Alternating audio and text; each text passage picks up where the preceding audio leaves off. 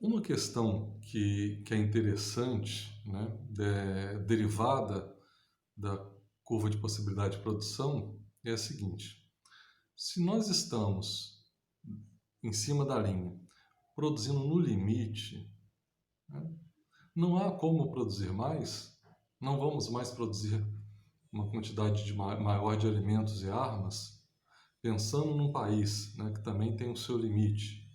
Esse país também não conseguirá mais produzir serviços e bens para além do seu limite?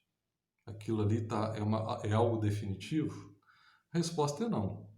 Nós podemos sim, né, não produzir além do limite, mas alterar esse limite, né, alterar, né, essa curva. Nós conseguimos, graficamente olhando, deslocar essa curva para a direita, o que nos dará a possibilidade de produzirmos mais armas, canhões e mais alimento, manteiga, pensando num país, bens e serviços no geral. Então, a questão que se coloca agora é o seguinte: já que é possível deslocar esse limite para que possamos produzir mais, como que ele se desloca? Há duas formas, né? Vamos começar pela mais simples. Se nós aumentarmos os fatores de produção por algum motivo, né? E vamos raciocinar aqui o fator de produção mão de obra, que enquanto pessoas físicas, ele é o que está mais dentro da nossa realidade, né? Então, um país novo, em que a pirâmide etária ainda é aquela famosa estrutura piramidal, né, da base alongada e o cume bem estreito, né? Aulas de geografia do ensino médio, né? Esse país em que o número de nascimentos é muito superior ao número de mortes, esse país em que a população jovem, infanto-juvenil, ainda é muito grande, ele tende a aumentar o número de trabalhadores no médio prazo.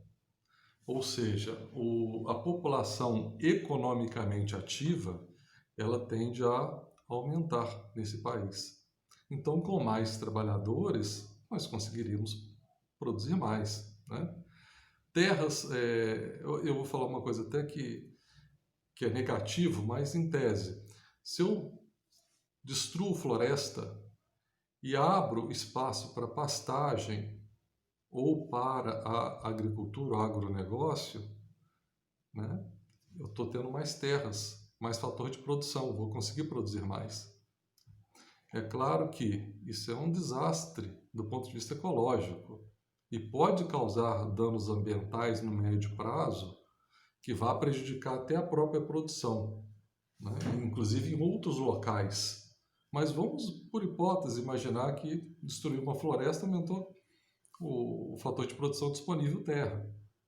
Então, os fatores de produção, quando eles estão aumentando, você está automaticamente aumentando aquele limite, né? Aquela curva da qual, em tese, você não passa, mas ela se desloca para a direita.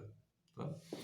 Mas economias desenvolvidas, economias maduras, elas nem estão destruindo florestas e nem estão com o crescimento vegetativo da população. Pelo contrário, né, a população está declinante, a força de trabalho é declinante. A esses países, né, tem duas alternativas. Vou começar pela secundária. Imigração. Imigração controlada, é claro, mas imigração é necessária. Então, quando nós olhamos países europeus, né, sendo reticentes à imigração, nós temos que ter ciência que eles são reticentes a uma imigração descontrolada.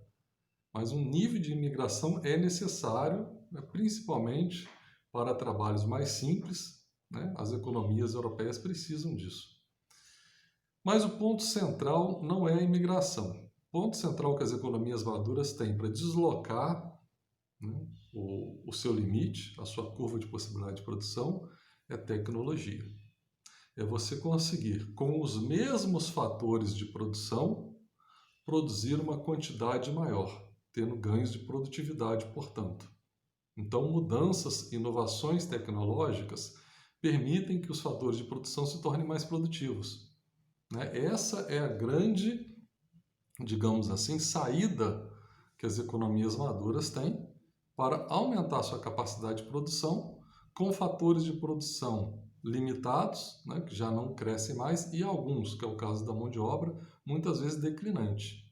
Inovação tecnológica, né, que depende de estudo, pesquisa e bastante investimento, né? Coisas que normalmente, né, são fragilizadas em países não desenvolvidos.